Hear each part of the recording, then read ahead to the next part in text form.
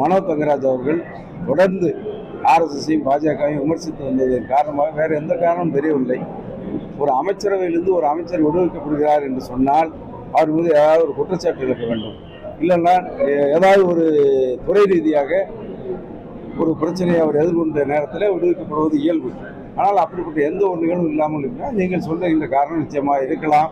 இது மர்மம். இந்த மர்மத்திற்கு திமுக தலைவர் மாண்புமிகு முதலமைச்சர் ஸ்டாலின் அவர்கள் தான் இதில் பதில் சொல்ல வேண்டும். கருணாநிதி அவர்கள் முதலமைச்சராக இருக்கின்ற நேரத்தில் அன்றைக்கு துணை முதலமைச்சராக ஆக்கப்பட்டார் என்று சொன்னால் அன்றைக்கு திமுக தலைவராக முதலமைச்சராக இருந்த கருணாநிதி அவர்களால் உடல்நலம் குன்றி அவரால் செயல்பட முடியாத நிலையில் அவர் ஆக்கப்பட்டார்.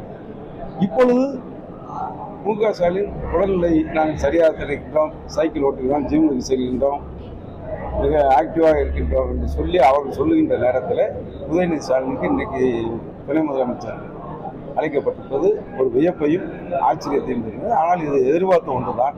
திமுகவில் இந்த வாரிசு அரசியல் என்பது இப்படித்தான் நடக்கும் என்பது இன்னைக்கு நிரூபிக்கப்பட்டிருக்கின்றது. இது மக்கள் மத்தியில் இது ஏற்றுக்கொள்ளக்கூடிய அம்சமாக இருக்காது என்பது எங்களுடைய கருத்து. திமுக துதிபாடு என்ற வேலையை செய்து வருகிறார்.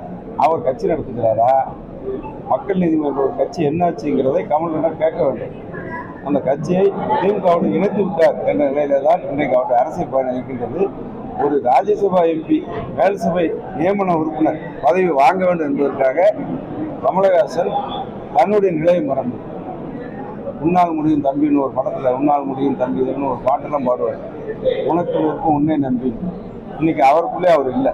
உனக்குள் இருக்கும் உன்னை நம்பின்னு பாடினாரே தவிர அந்த பாட்டு இன்னைக்கு அவருக்கு பொருந்தும். அவருக்குள்ளே அவர் இல்லை. அவர் எங்கே இருக்காருன்னா திமுகவுக்கு உள்ளே இருக்காரு. மக்கள் நீதி மய்யம் கட்சி எங்கே இருக்குன்னா திமுகவுக்கு உள்ளே அது கரைந்து போய்விட்டது.